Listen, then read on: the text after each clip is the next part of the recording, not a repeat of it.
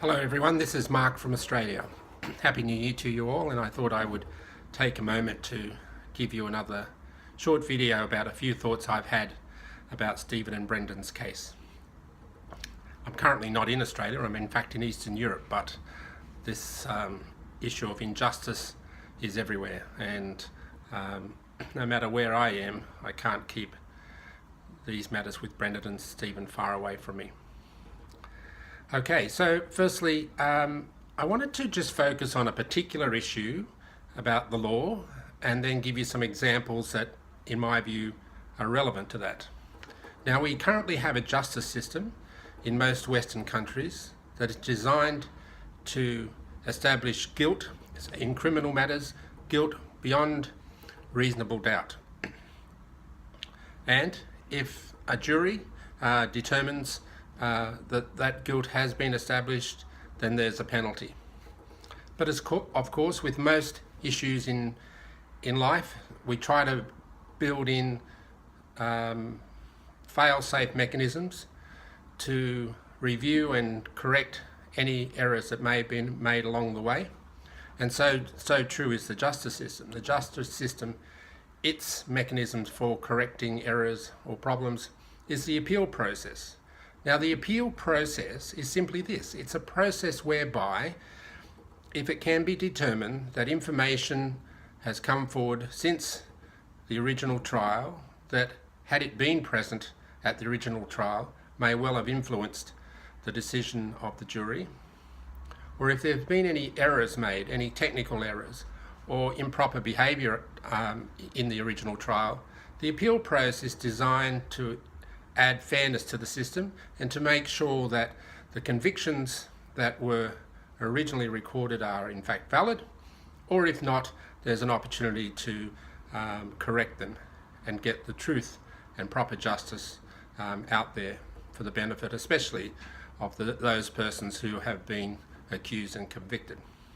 Now, that's normal. That happens in most things. You want an appeal process to make sure that anything that does go wrong, or if there's any new information available, that it comes to the fore. So let's just think about the cases with Stephen and Brendon. What has happened in the last, 10 years, a little over 10 years since their particular cases, that may give rise to a situation where the appeal process that is designed to aid them if there's something has gone wrong in the past, or if new information has come to the fore, that system is there for them. Yet, to date, there hasn't been any real effect for them of that appeal process. But let's just go back to some of the facts, and I'll look down at some of my notes and to prompt myself. Firstly, in respect to Brendon, what's happened that we know of since his trial? Well, firstly, we now learn that the read technique, that interview technique adopted by detectives Fassbender and Wiegert when interviewing Brendon, is now known to be a technique that is considered to be a dangerous one to be used on young people. We now know that. That has come out. And in fact, we've been told and we've seen by reports that many law schools and many police training organisations caution people in the use of that technique. So if that's a piece of information that is now known, why wouldn't that be a piece of information that should be made aware today to consider the merits of an appeal for Brendon? Michael O'Kelly's interview. Now, Michael O'Kelly was a contractor, if you like, of the famous or infamous Len Kaczynski, who was Brendon's pre-trial lawyer. Now, you will recall that Len Kaczynski ultimately got removed by the court. But before that, Michael O'Kelly conducted this glorious interview with Brendon while in custody. You may recall the images of all the photos on the table and the flowers and the ribbons and all that paraphernalia. And that interview that he conducted and the confession that he got from Brendon at that time, further confession, gave rise to a further interview with Fassbender and Wiegert, I think the following day from memory. And that further interview with Fassbender and Wiegert gave rise to a phone call from Brendon to his mother that following evening, where Brendon said things to his mother that were recorded on prison phones, because Brendon at that time was still in custody, of course, awaiting trial. That information, Brendon said to his mother, was used in court and should never have been used in court. But in fact, more than that, the interviews that Michael O'Kelly did with Brendon, Len Kaczynski, his lawyer, wasn't present, and everything about those interviews would show you that O'Kelly and Kaczynski were working for the state, notionally working for Brendon, but nothing about that would indicate that. In fact, they were working for the benefit of the state. But we know that. That's not new in that sense. But what was new since Brendon's trial is that interview, and the videotaping of that interview was not handed over to Brendon's new trial lawyer at the time his trial commenced, and only became known after the trial was over and after Brendon had been convicted. Had that been known beforehand, and therefore to his new lawyers been known that Brendon's so-called conversations and confessions, and particularly the one with his mother in the evening, that should have been information never allowed to be put before a jury at trial. And we know that, and that's new information that's come forward. That's something to be considered post his initial conviction. We also know in more recent times that there's been 7th Circuit Federal Court appeals associated with Brendon's conviction for reasons of failure to give proper care or consider proper care issues for Brendon, and also the ineffective assistance of counsel. Now, the first appeal back a little over a year ago to the 7th Circuit was in Brendon's favour, where the judge ordered him be released or retried within 90 days. Now, the state appealed that.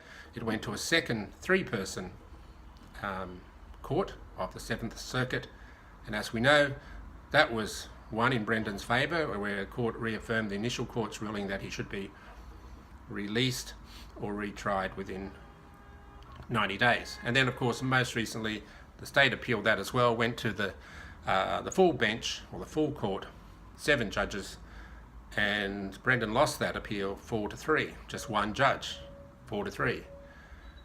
Now, the mere existence of those previous positive outcomes for Brendon, plus the fact that the ruling was at 4-3, plus the dissenting judges in that 7-person outcome were very, very harsh on the basis for which the affirming judges gave their reasons. That's all new information. That's all new information that didn't exist at the time of Brendon's trial. The existence of those things are all part of what's new and what the appeal system is intended to do to assist people. Of course, as we know, there is no corroborating evidence to Brendon's confession.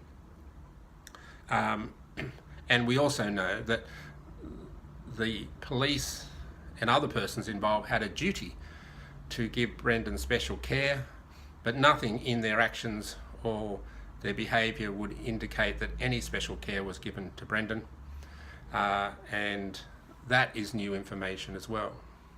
Now, all of that should be adequate information to justify that since 10 years ago, there are circumstances that justify Brendon having a new trial.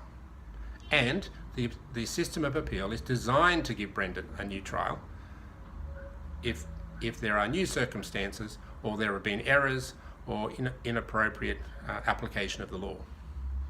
So let me move to Stephen. Of course, we know this is not particularly new, but we know that nobody else other than Stephen was considered a suspect. Now, that's not a new piece of information, but it's important to keep reiterating it. There are other people who may not be guilty, but they are other people who should have been considered suspects and should have been interviewed and should have been their time and circumstances accounted for. Now, and that should still happen. And because it didn't happen at trial, Stephen didn't have the benefit of those other people being questioned in the way that he was, or at least accounted for in the way that he was.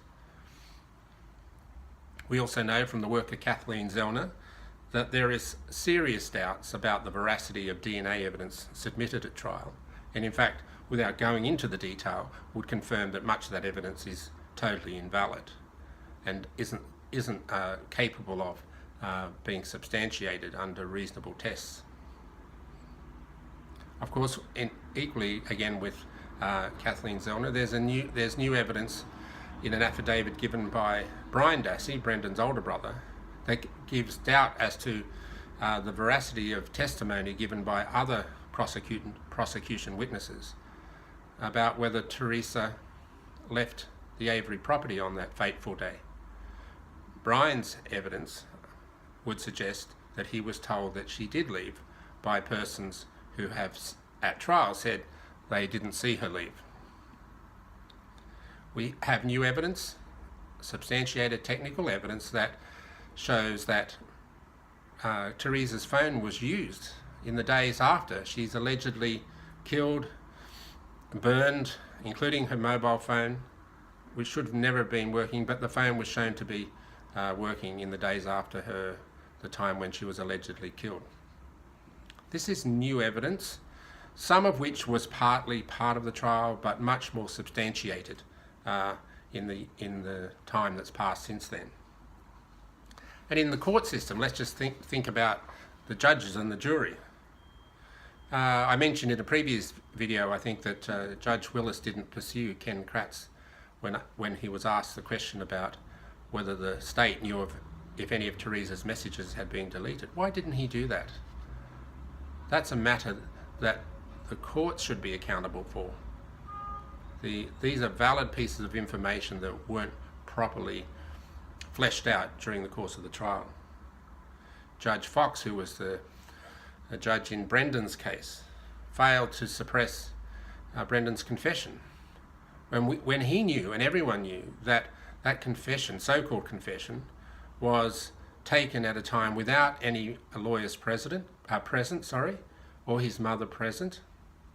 And even though the police say, well, we read him his Miranda rights. I mean, let's face it, Brendon didn't know what Miranda rights meant. He just knew that there was these fatherly figures saying, you don't have to talk to us, but it'd be good if you did. Well, but Judge Fox was still happy to let those confessions into evidence.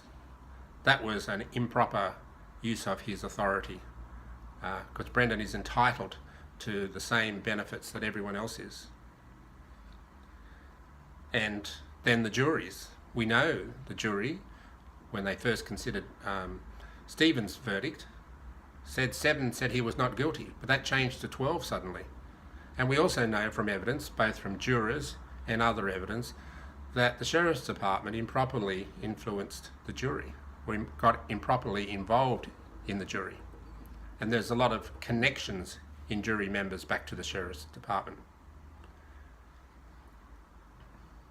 And we have this conflict in decisions. How is it that Stephen, if he was allegedly the person who killed Teresa, and he was also charged with mutilating a corpse but found not guilty of that charge, well, it was very much a part of the prosecution's case that that's what he did, and that was the whole narrative that went on at the time about how Stephen and Brendon allegedly conducted themselves when Teresa was there. So how could he be found not guilty on that charge but guilty on the murder charge?